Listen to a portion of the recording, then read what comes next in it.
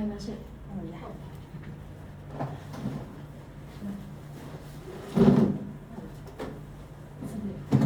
ရလားနည်းနည်းနောက်ဆုံးလိုက်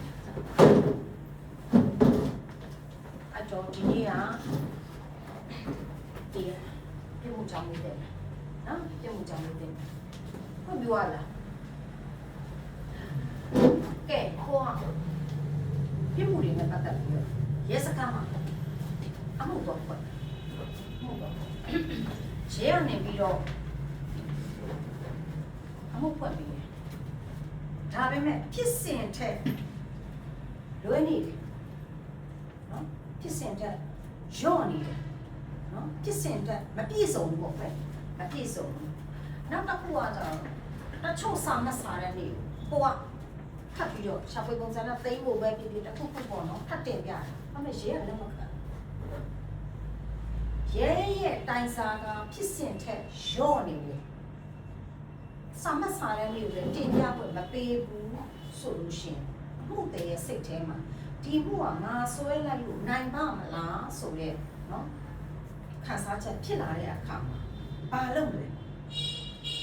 ဖြစ်စဉ်ထက်လည်းရော့ကားနေတယ်ကွဲလွဲနေလို့ပြောတာမဟုတ်ဘူးအားနည်းနေတယ်ပေါ့နော်ဖြစ်စဉ်ထက်လည်းအားနည်းနေတယ်ကိုတင်ပြခြင်းနဲ့စာမစားတဲ့လူလည်းတင်ပြဖို့မပေးဘူးဆိုလို့ရှိရင်ဘာလုပ်လဲရဲမှာတိုင်နေမှုဘာလုပ်လဲရဲတဲ့ဆိုဟမ်ရဲတဲ့ဆို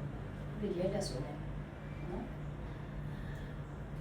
တရားရုံးမှာဥတိုက်ထက်ရှာရဲစခန်းမှာဖွင့်ထားတဲ့အမှုတန်လိုင်းတရားရုံးမှာဥတိုက်ရှာရကြုံဘူးလားကြုံဘူး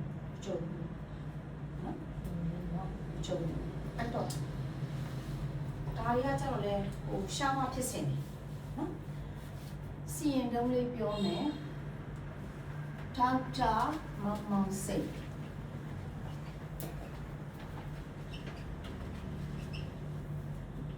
ဒေါက်တာမောင်စိတ်နဲ့ပြည်တော်စုမြန်မာနိုင်ငံတော့1988မတာစာအိုးစလီ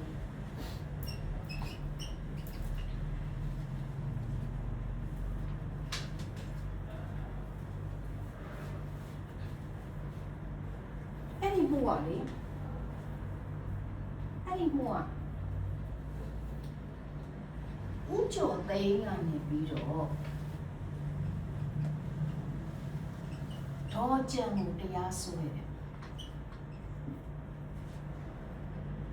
ဦးကျော်သိန်းကဒေါ်ကျန်မှုတရားစွဲတယ်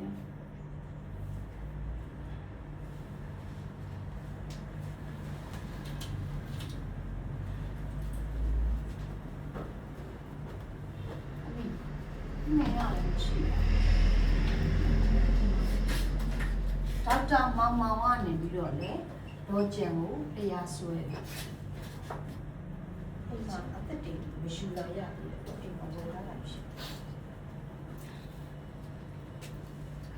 ဘာနဲ့စွဲလဲဆိုတော့338ဘာလဲ338ဟိုဟာရှင်းတိုင်းဖို့ရှင်းတိုင်းမှုမှာ33ခွန်ရှိတယ်338เนาะဒီပေါ့ရော့ဆိုတာပြုလုပ်တာပေါ့เนาะပေါ့ရော့ဆိုတာလုပ်တာအရန်ဆောင်လက်တာเนาะပေါ့ရော့တာအရန်လုပ်တာတာမန်ဆိုလို့ရှိရင်တာမန်ထွန်ရရရင်33ခွန်အပြင်းဆိုရင်338เนาะအဲ့တော့သူကတော့ဘာဖြစ်တာလဲဆိုတော့ဦးကျော်သိန်းနဲ့ခေါနကလို့ဒေါက်တာမောင်စိတ်နဲ့ကကြတော့သူတို့ကားပေါ်မှာသူတို့ရက်ထားတဲ့ကားပေါ်မှာထိုင်နေကြတာကိုဒေါ်ကျန်ကနေပြီးတော့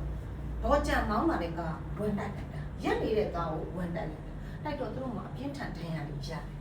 ရတော့နော်ဒီဟာနဲ့ပတ်သက်ပြီးတော့ရင်မှုစစ်ကနေပြီးတော့နော်နိုင်ငံတော်ကနေပြီးတော့ရင်မှုစစ်ကနေပြီးတော့တရားလို့လွတ်ပြီးတော့ခေါနကလို့ဒေါ်ကျန်ကိုတရားစွဲထားတယ်တရားစွဲထားတာက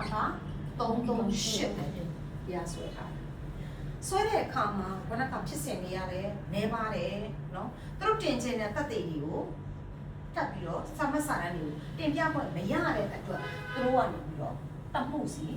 ဆောင်ရလိုက်တာနော်အဲ့တော့ဒီအမှုဖြစ်စဉ်မှာဆိုလို့ရှိရင်ဒါ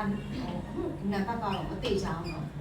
51ဆိုပါစို့နော်51သူကလည်းဆွဲတာ49ဟုတ်490နော်သူက490သူကနေပြီးတော့491ဆိုပါစို့အမှုနံပါတ်နော်အဲ့ဒီမှာသူတို့အမှုကိုသူတို့ကရဲမှာတိုင်ချက်ဖွင့်ထားတယ်တိုင်ချက်ဖွင့်ထားတာကိုအားနေလို့သူတို့ကဦးတိုက်လျှောက်ထားတာလေနော်ဦးတိုက်လျှောက်ထားတာလျှောက်လဲလျှောက်ကြပေါ့တရားရုံးကနေပြီးတော့သူတို့နှစ်ယောက်အမှုကိုပယ်လိုက်တယ်နော်ပယ်လိုက်တဲ့အတွက်ဒေါက်တာမောင်မောင်စိန်ကနေပြီးတော့ပြင်ဆင်မှုတက်တယ်နော်ပြင်ဆင်မှုတက်တော့နော်တရားရုံးကဘလို့ဆုံးဖြတ်လဲဆိုတော့နော်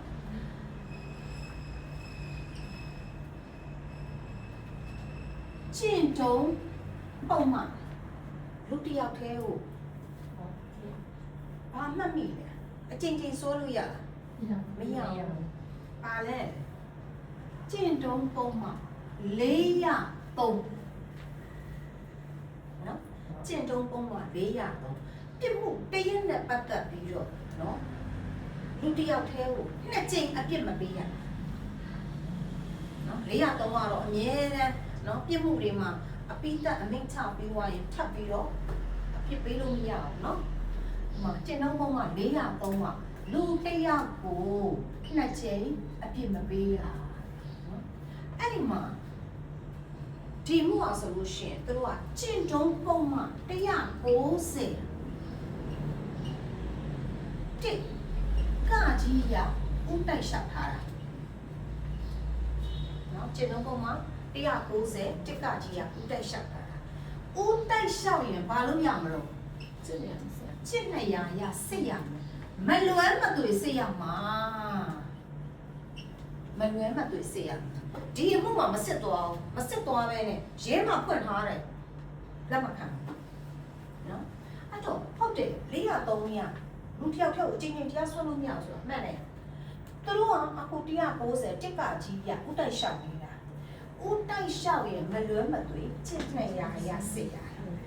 ကျင့်200စစ်ရင်ဘာလို့တော့ချက်ချင်းအရင်မယူနိုင်ရင်200စုံစမ်းစစ်ဆေးတယ်ဟုတ်ကလား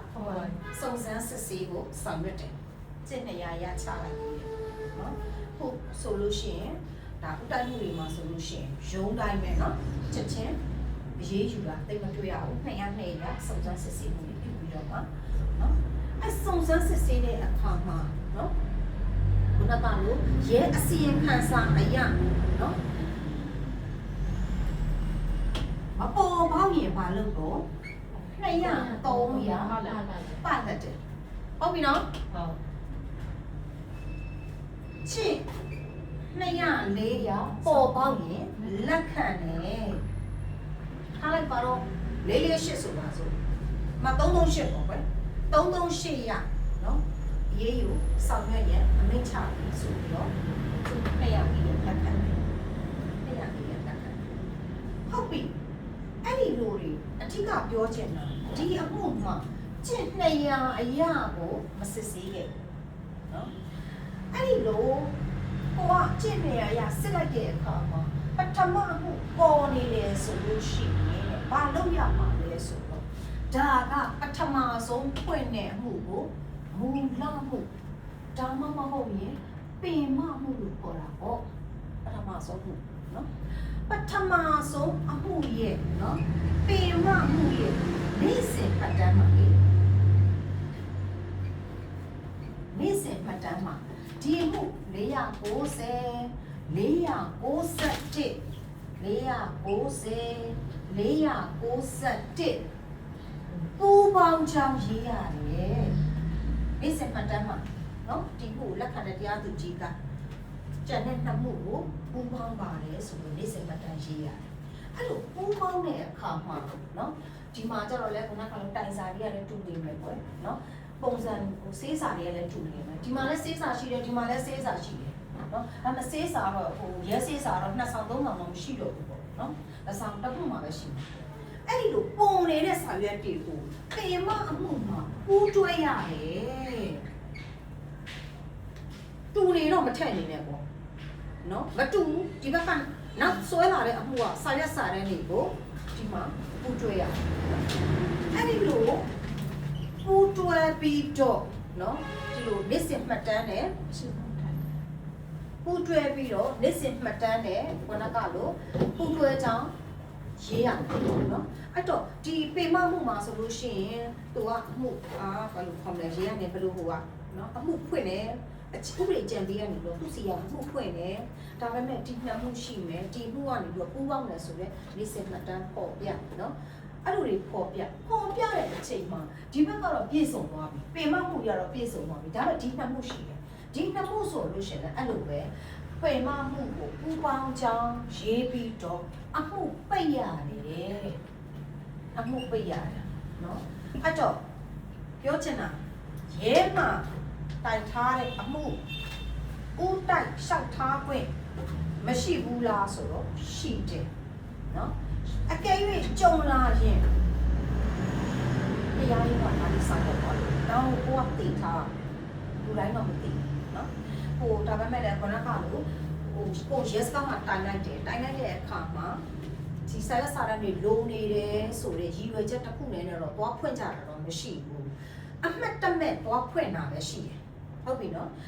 သွားဖွင့်ရုံနဲ့လေဒါတွေကကြတော့သူကသဘောယူနဲ့ဖွင့်တာဖြစ်တဲ့အတွက်တရားရုံးကတော့ပူပေါင်းပေးတယ်နောက်ပြီးတော့အဲ့တော့ဒီနှစ်မှုကအမှုပိတ်ပြလိုက်တယ်တရားရုံးရဲ့သူ့ရဲ့ခန္ဓာအမှုပိတ်လိုက်တယ်ဒီအမှုမှာဟိုကအမှုကပုံနေတဲ့စာရွက်စာတမ်းတွေပူတွဲမဲ့အမှုဒီနံပါတ်နဲ့ဆက်သွားတယ်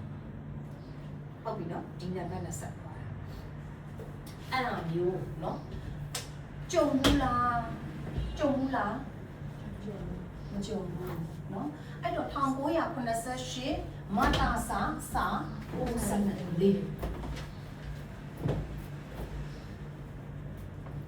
အဲ့ရေစကမ်းမှာက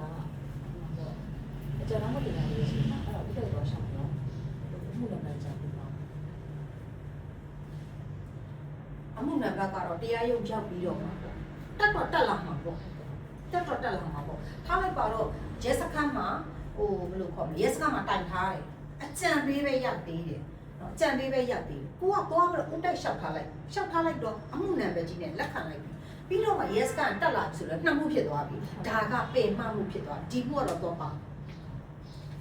အဲ့လိုပဲဖြစ်ရမှာပင်မမှုကပဲတော့ပေါင်းလို့ဒီကတက်လာတဲ့မှုကိုပေါင်းလိုက်ပြီဆိုပြီးတော့ဒီမှုကိုပိတ်အဲ့လိုတော့နော်အဲ့တော့တစ်ချက်လေးပိတ်ပေးပါ